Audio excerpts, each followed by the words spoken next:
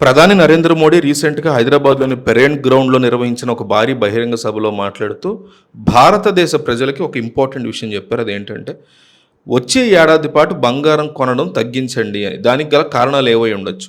భారతదేశం తన వినియోగానికి అవసరమైన బంగారంలో అత్యధిక భాగాన్ని విదేశాల నుంచి దిగుమతి చేసుకుంటుంది. ఈ దిగుమతులకు మనం డాలర్ రూపంలో చెల్లింపులు చేయాల్సి ఉంటుంది.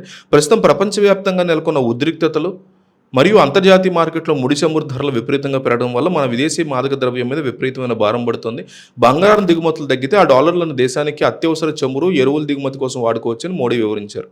బంగారం దిగుమతులు పెరిగితే డాలర్లకి డిమాండ్ పెరిగి రూపాయి విలువ పెరిగే ప్రమాదం ఉంది. దేశం యొక్క ఆర్థిక సంక్షోభంలో పడకుండా ఉండాలంటే విదేశీ మాదక ద్రవ్యం నిల్వలు కాపాడుకోవడం అత్యవసరం అని కూడా ఆయన పేర్కొన్నారు. ఇరాన్, ఇజ్రాయెల్ వంటి దేశాల మధ్య యుద్ధ పరిస్థితుల వల్ల సముద్ర మార్గాల ద్వారా సరుకు రవాణా ముఖ్యంగా హర్మూజ్ జలసంధి గుండా కష్టతరమైంది. దీనివల్ల పెట్రోల్, డీజిల్, గ్యాస్ మరియు ఎరువుల ధరలు ఆకాశాన్ని తాకుతున్నాయి. ఈ భారమంతా ప్రభుత్వం భరిస్తోందని, ప్రజలు కూడా తమ వంతుగా బంగారం కొండలు లాంటివి తగ్గించి పెట్రోల్ వాడకం కానీ ఇంకోటి కానీ వాటి ఉపయోగాన్ని తగ్గించుకొని వాడకాన్ని కొంచెం బెటర్గా ఉండాలి అనేసి అంటే ఆయన కోరుకోవడం జరిగింది.